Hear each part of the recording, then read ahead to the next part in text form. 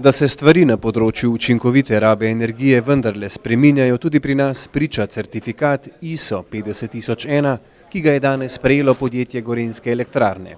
Gre za standard, ki je v pomoč pri obvladovanju stroškov energije, uvajanju rabe alternativnih energij in iskanju rešitev za stabilno energijsko oskrbovalno shemo.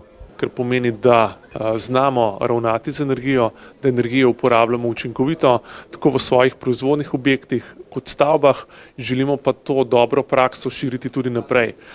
Saj s temi sistemi upravljanja z energijo, zavedanje pomena energije in spremljanje energijskih tokov lahko bistveno pripomoremo k zmanjšanju stroškov energije, tako v javnem sektorju kot pa tudi v industriji.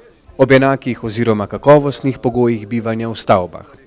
V drugem delu že 4. foruma o obnovljivih virih in učinkoviti rabi energije so navzoči veliko pozornosti namenili samemu pridobivanju električne energije, kjer je glavni poudarek na lokalni oskrbi. Na možnosti na delni samooskrbi tako z fotonapetostnimi sistemi, predvsem pri električni energiji, kot pa tudi na ogrevanju za uporabo sekancev in pa tudi bioplina. Gorenjske elektrarne so sploh prvo podjetje v Sloveniji, ki je prejelo tovrsten certifikat. Gorenjske elektrarne so tradicionalno proizvodno podjetje, katerega rdeča nit je energija.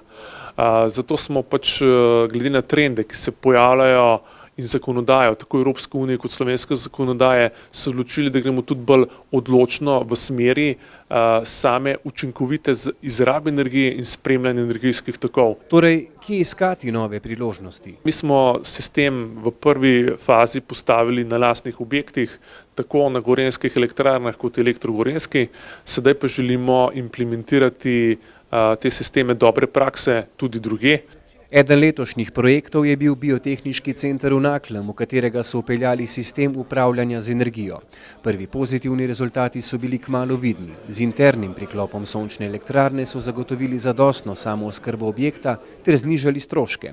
Dobre prakse pa si pri Gorenjskih elektrarnah želijo širiti tako v izobraževalnih ustanovah, zasebnem in javnem sektorju ter tudi v industriji.